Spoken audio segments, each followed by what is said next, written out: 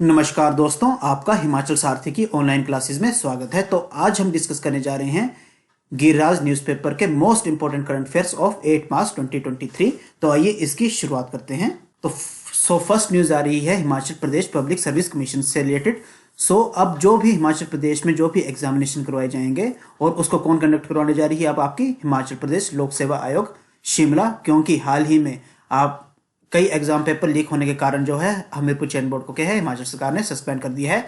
अब इसी में और पारदर्शिता लाने के लिए हिमाचल सरकार ने क्या एक निर्णय लिया है कि हिमाचल प्रदेश सरकार ने हिमाचल प्रदेश लोक सेवा आयोग शिमला को हिमाचल प्रदेश विश्वविद्यालय बोर्ड तथा अन्य निर्देशित परीक्षाओं में कदाचार की रोकथाम अधिनियम 1984 या इसे एक और नाम से पुकारा जाता है Himachal Pradesh prevention of mall practices एवं यूनिवर्सिटी बोर्ड और अदर स्पेसिफाइड एग्जामिनेशन एक्ट 1984 1984 के तहत लाने का निर्णय लिया गया है। अब यानी कि जो भी आपका शिमला आयोग परीक्षा करवाएगा वो किस अधिनियम के अंतर्गत कराएगा, इस 1984 के अधिनियम के अंतर्गत कराएगा। और इसका मुख्य उद्देश्य क्या होगा, ताकि किसी भी प्रकार के कदाचार पर रोक तथा उम्मीदवारों के चयन में निष्पक्षता एवं पारदर्शिता सुनिश्चित की जा सके।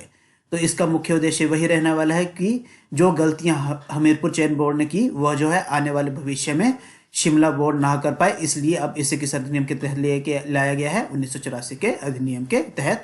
और आपके लिए एक और गुड न्यूज आ रही है कि मंत्रिमंडल ने हाल में निर्णय लिया है कि इस साल जो 2023 में आपका HAS का एग्जाम आने वाला है उसमें लगभग 9 पद उसके भरे जाएंगे और अन्य लगभग 82 पोस्टें आपकी और अभी आने वाली हैं। इसलिए यही आपका सही टाइम है, आप प्रिपरेशन को छोड़िए मत, आप क्या लगातार इसकी प्रिपरेशन जारी रखिए।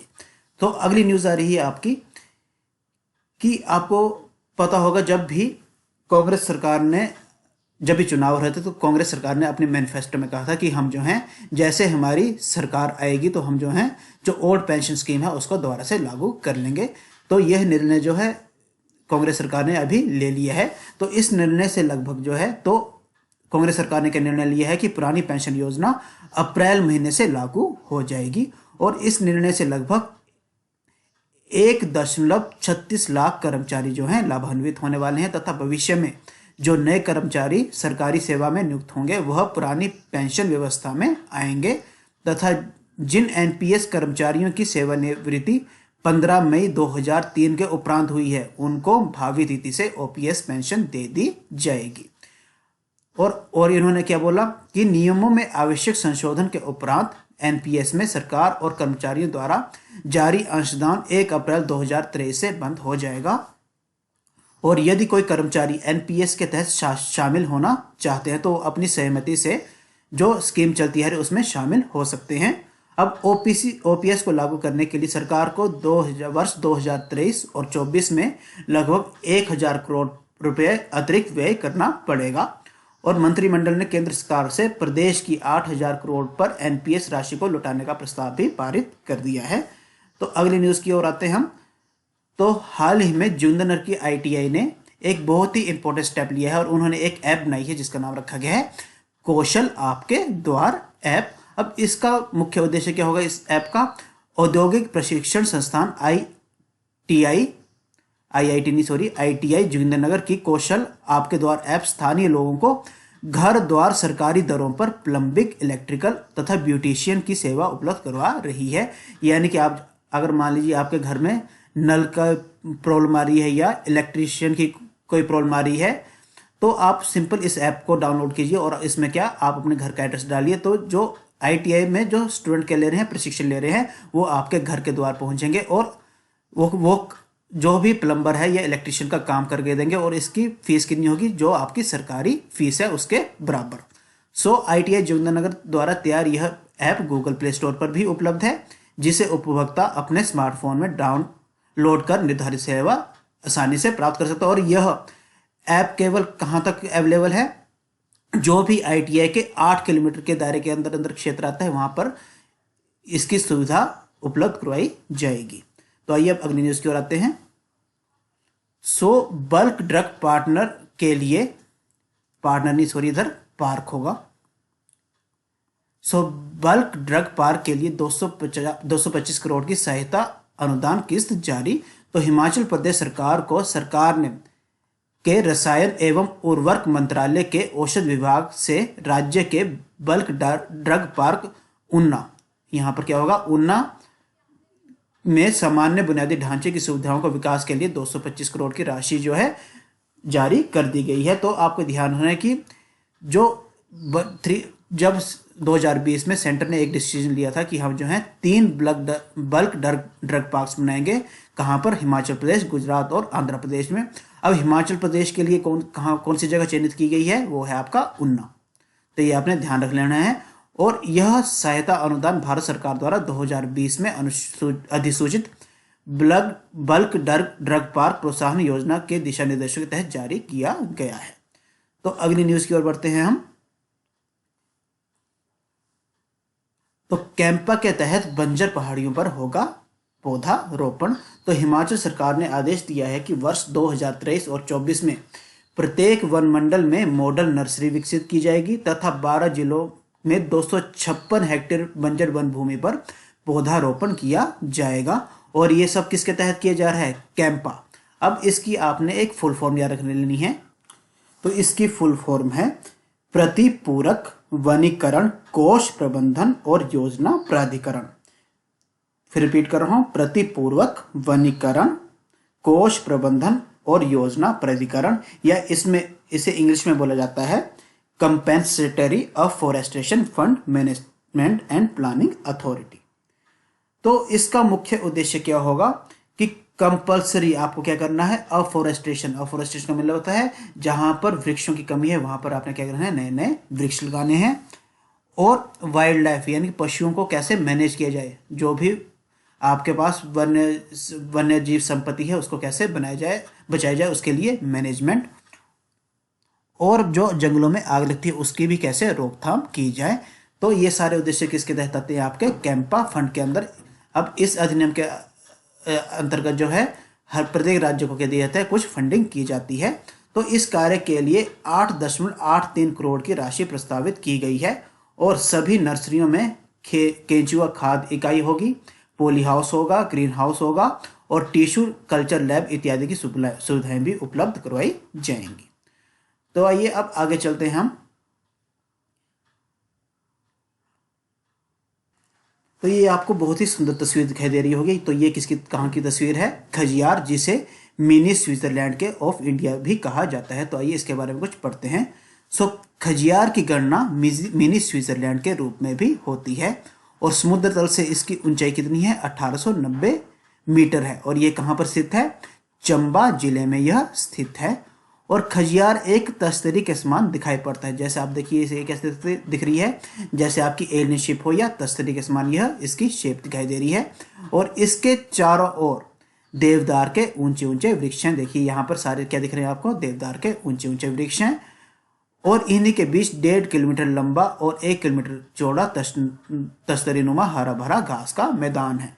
तो इन्हीं के बीचों बीच आपको देख रहा होगा एक 1.5 किलोमीटर लंबा और 1 किलोमीटर चौड़ा क्या है आपका, हरा भरा घास का मैदान है। और इसे क्या कहा जाता है, खजियार। अब इस मैदान के बीच में एक झील है और झील के मध्य तक जाने के लिए एक लकड़ी का पुल बना हुआ है। झील में 10 से 12 फुट गहरे पर घासनुमा द्वीप जो है यहाँ पर तैरते रहते हैं। यानी कि इस झील में क्या कई छोटे छोटे द्वीप हैं, घास के द्वीप है, वो क्या करते हैं, लगातार हवा जिस दिशा में बहती है उसके अनुसार वह तैरते रहते हैं।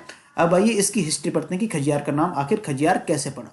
तो खजियार का नामकरण यहाँ 10वीं शताब्दी में निर्मित खजी नाग स्थानीय नाग देवता के नाम पर हुआ है।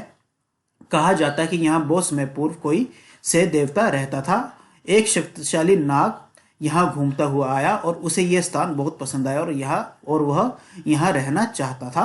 पर यह बात जो है देवता को रास न आई और दोनों के बीच में भीषण युद्ध हुआ और अंत में नाग विजयी हो गया और देवता ने अपनी पराजय स्वीकार कर वो वहां से चला गया।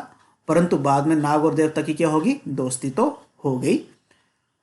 तो इसलिए देवता और नाग के नाम पर क्या नाम पड़ा है आपका, खजियार। अब खजियार के इतिहास में एक और महत्वपूर्ण किस्सा दर्ज है कि खजियार के इतिहास में इसे 7 जुलाई 1992 को मिनी स्विट्जरलैंड कहलाने का गौरव प्राप्त हुआ। और इस डेट को आपने याद रखना है क्योंकि ये डेट कब आई है, आपकी एचएस के एग्जाम में पूछी गई है कि मिनी स्विट्जरलैंड का दर्जा उसे कब मिला, तो कब मिला 7 जुलाई 1992 को। और इसी दिन स्विट्जरलैंड के राज प्रतिनिधि बिली टी ब्लेजर, ये भी नाम याद रखना, WT ब्लेजर या बिली टी ब्लेजर ने भारतीय अधिकारियों की उपस्थिति में एक सादे समारोह के बीच खजियार को मिनी स्विट्जरलैंड के रूप में नामांकित किया था। इससे खजियार का नाम जो है विश्व के पर्यटन मानचित्र में अंकित हो गया। उस दिन से जो भी विश्व के पर्यटन मानचित्र हैं उसमें जो है खजियार का नाम भी आपका देखने को पड़ता है।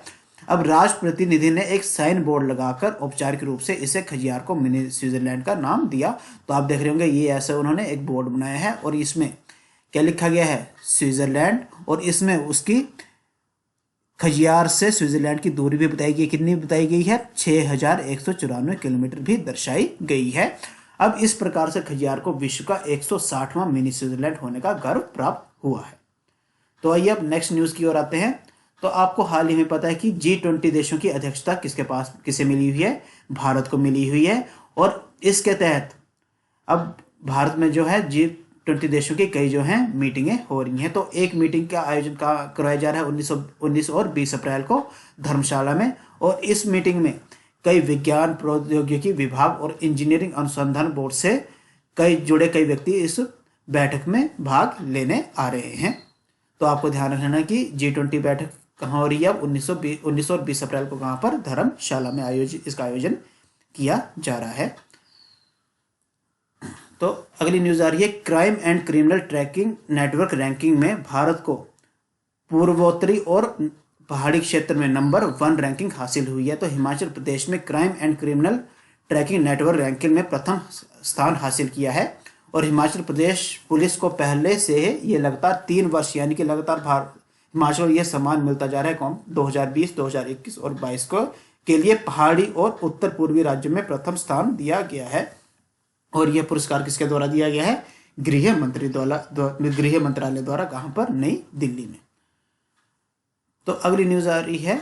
अब नेक्स्ट हम पढ़ते हैं, आपको पता है हर गृह राज्य में हम क्या करते हैं, सामान्य ज्ञान को भी डिस्कस करते हैं। तो आइए अब सबसे पहले हम कौन सा देखते हैं, इंटरनेशनल सोलर अलायंस या अंतरराष्ट्रीय सौर गठबंधन। ये क्या है, तो सौर ऊर्जा पर आधारित 100 देशों का एक सहयोग संगठन है। यह भारत में मुख्यालय वाला पहला अंतरराष्ट्रीय अंतर सरकारी संगठन है। इसका मुख्यालय गुरुग्राम हरियाणा में स्थित है। तो आपको एक तो बात ध्यान रखनी है कि अंतरराष्ट्रीय सौर गठबंधन का हेडक्वार्टर कहाँ पर है, गुरुग्राम, और वो कहाँ पे है, हरियाणा में।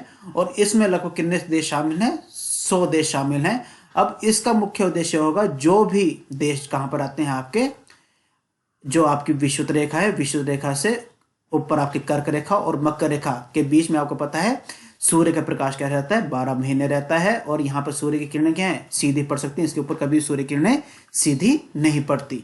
तो इन 2 कर्क रेखा और मकर रेखा के बीच में जो भी देश पड़ते हैं उन देशों का एक यह समूह है, क्योंकि यहाँ पर सूर्य का प्रकाश सबसे ज्यादा मिलता है और ये सूर्य का प्रकाश अधिक होने के कारण हम सौर ऊर्जा का मैक्सिमम यूटिलाइजेशन कर सकते हैं। तो इसी को ध्यान में रखते हुए फ्रांस और भारत ने एक एक्शन प्लान तैयार किया था और एक गठबंधन की नींव रखी थी और उसे क्या बोला गया, इंटरनेशनल सोलर अलायंस। अब लिखो, यह दुनिया भर में ऊर्जा की पहुंच और सुरक्षा में सुधार के लिए सरकारों के साथ काम करता है और पर्यावरण अनुकूल भविष्य में पहुंचने के लिए एक स्थायी तरीके के रूप में सौर ऊर्जा को बढ़ावा देता है। तो आइए अब क्वेश्चंस डिस्कस कर लेते हैं। तो कांगड़ा कला शैली का मुख्य केंद्र कहां पर था, तो वो था आपका सुजानपुर टेहरा में। और आजकल क्या चला है सुजानपुर टेहरा में, फेमस होली के मेले। सेकंड क्वेश्चन, किस ब्रिटिश आर्किटेक्ट ने राष्ट्रपति निवास शिमला का डिजाइन बनाया था, तो उसका नाम था हेनरी इरविन। ये भी आपने याद रखना, काफी इंपॉर्टेंट नाम है। थर्ड क्वेश्चन, बकलो छावनी बोर्ड किस जिले में स्थित है, तो वो है आपकी चंबा में। फोर्थ क्वेश्चन, सतलुज नदी भारत में सर्वप्रथम किस जिले में प्रवेश करती है, तो वो करती है सबसे पहले सतलुज नदी कहां पर, किन्नौर में। और कहां से ये, तिब्बत से होकर आती है और सर्वप्रथम कहां प्रवेश करती है, किन्नौर में। फिफ्थ क्वेश्चन, हिमाचल का सबसे छोटा वन्य जीव अभ्यारण्य कहां स्थित है, तो वो कौन सा है, शीली वन्य जीव अभ्यारण्य छठा क्वेश्चन, हिमाचल की किस झील को 7 झीलों का समूह कहा जाता है? तो वो है आपकी लामा लेक, लामा झील, और वो कहाँ पे? आपकी चंबा में। 7वां क्वेश्चन, अंतरराष्ट्रीय अनुवाद दिवस कब मनाया जाता है? तो वो हर वर्ष मनाया जाता है आपका 30 सितंबर को। अब 8वां क्वेश्चन है आपका, ग्लोबल इनोवेशन इंडेक्स 2022 में भारत का स्थान कौन सा रहा? तो भारत को 40वां स्थान इसमें प्राप्त हुआ है। 9वां question, Singapore Formula 1 Grand Prix 2022 का विजेता कौन रहे? तो वो रहे आपके सर्जियो पेरेज। 10वां क्वेश्चन, दी लाइट हीरोज पुस्तक के लेखक कौन है? तो वो थे आपके पी साई नाथ, ये भी आपने याद रख लेना है। 11वां क्वेश्चन, बीसीसीआई के नव नियुक्त अध्यक्ष कौन है? तो वो हैं रोजर बिनी। 12वां क्वेश्चन, वीर शैव लिंगायत आंदोलन के जनक कौन थे? तो उसके जनक थे बास बन्ना। 13वां क्वेश्चन, कबीर किसके शिष्य थे? कबीर जो है रामानंद के शिष्य थे। 14वां क्वेश्चन, 1917 में गांधी जी किसके अनुरोध पर चंपारण गए थे? तो गांधी जो है राजकुमार शुक्ला के अनुरोध पे कहां पे गए थे? चंपारण गए थे।